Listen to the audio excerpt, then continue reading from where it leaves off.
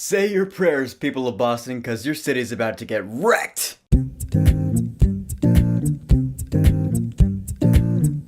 Godzilla, King of the Monsters. So Godzilla, King of the Monsters is a sequel to 2014's Godzilla. It's the third movie in the Monsterverse from Warner Brothers. In this movie, after the events of the first film, people are well aware that there are now titans among us. So really, humanity is deciding what to do with it now. How do we want to deal with it? Is this a good thing or a bad thing? Where does humanity fit into all this? Meanwhile, we got some pretty big and epic badass monster fights going on here. Three iconic monsters have risen up out of the ground here. We got Rodan, we have Mothra, and of course, Ghidorah, or Ghidorah as they call him in this movie. And Godzilla has to keep them all in line. He's got to show who's boss around here. Alright, this movie was actually pretty crazy. There's all sorts of weird shit going on in this movie. Some of it good, some of it not so good. I mean, I wanted this movie to be amazing, and part of me thought it was, and part of me thought it wasn't. Like, honestly, this is me being completely honest, I have like 5 different opinions about this movie. Because I see it from different angles. It's like a movie with 3 heads, so to speak. Because I'm just gonna dive right into it. The monster fights, because there are a few of them in this movie, and they're all awesome! My inner 12-year-old monster fan was really satisfied with this movie. Because it's pretty much everything I wanted the first Godzilla movie to be, but it just absolutely was not. I went into that movie wanting to see Godzilla, and he didn't really show up until the end. This movie, we get to see Godzilla pretty early on, and throughout. Along with the other monsters, Rodan, we see plenty of him, we see plenty of Mothra, we see a lot of Ghidorah. I will say, most of the fights, if not all of them, they're in the dark, and it's rainy, and it's to hide up the flaws in the CG, but it does a good job, because they look pretty visually spectacular in my eyes. Mothra was really cool, she does some stuff that I didn't know she could do. Rodan had some pretty awesome scenes, and of course, Ghidorah stole the show. Ghidorah also did some stuff I didn't know Ghidorah could do. But then, unfortunately, the movie does cut to the human characters. The human storyline and family stuff does take up a good chunk of this movie. And in my opinion, it was stupid as shit! It just was. There's no denying it. Like, the human story elements that they put into this movie, I was like, I was sitting there in my seat going, this is terribly written. Like, they could have done something a lot better than what they did. Like, I was talking about this with my dad and my brother after the movie. They said this movie could have been just a 2-hour big monster fight without any human elements, and the movie would have been better. I don't know about that, but it probably would have been better than the human story we got in this movie. Like, Vera Farmiga, her character was the worst out of all of them, in my opinion. She has this scene where she takes the spotlight, and I was like, oh my god, this is dragging the entire movie down. It was the really poorly written part. And then there's Kyle Chandler, who's pretty much the main character in the movie, who's okay enough. I mean, he's certainly more multidimensional than Aaron Taylor Johnson was in the first one, although he did overact quite a few times. You have Charles Dance, Tywin Lannister in this movie. He's like the main antagonist of the whole thing, and he was pretty much Tywin Lannister in this movie. He was just a dick. I really didn't feel like his whole character or his story arc had to be in the movie, but I guess it did for reasons I'm actually not going to spoil here. It is kind of spoiler territory. Millie Bobby Brown from Stranger Things, she makes her film debut in this movie, and she's not bad, I'll say that. I can't really say she was great though, but I can't say it's her fault that she's not great. She does the best she can. It's really the script's fault. I mean, let's be completely honest here. Well-written monster movies are a rarity. There were some things in this film where I was like, whoa, that's like an homage to the original. Like, I actually sat down and watched the original Godzilla that came out in the 50s before I saw this movie, and as dated as it is, it's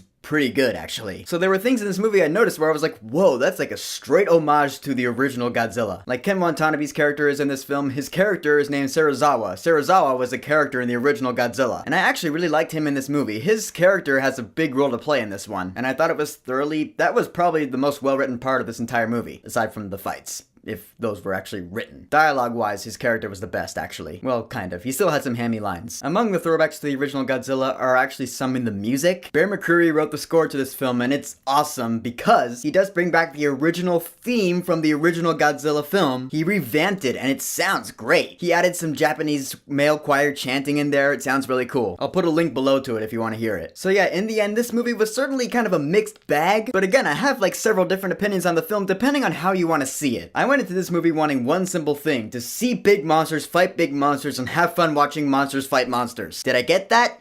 Yeah! Again, my inner 12-year-old was completely satisfied watching this movie. But there was a big chunk of the film that was stupid human family storyline shit. So really, I can give like 3 different ratings to this movie. Like, if you want that Avengers Endgame kind of impact that'll like touch your heart, it's not in this movie. I'd say don't go see this movie, because it won't be worth it. You're gonna hate it. As a completely objective reviewer, just going to this movie, seeing it for what it is, there was stuff I loved and stuff I hated. So completely objectively, for Godzilla King of the Monsters, I will say, wait until this movie's at a discount theater, then go see it. You'll enjoy it at half price and you'll feel like it'll be worth it. But if you're a big monster fan, you want that thrill ride, you can just ignore the human shit you know, you can let it slide. It's what I did, because the monster fights in this film were glorious. So if you want that thrill, it is completely satisfying, and for you hardcore fans, I will certainly say for Godzilla King of the Monsters, go see this movie right now. Cause this movie's all about that thrill. Myself being a fan of that thrill, I can overlook the stupid shit because the thrill got me so hard. And I'm looking forward to seeing what the MonsterVerse brings us next. We have Godzilla vs. Kong coming next March, but what's after that?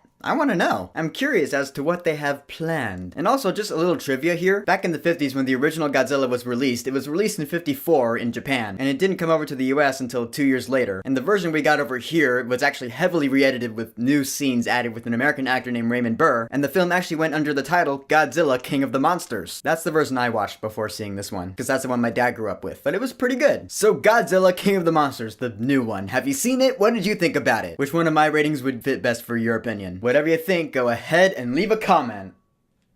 And don't forget to subscribe.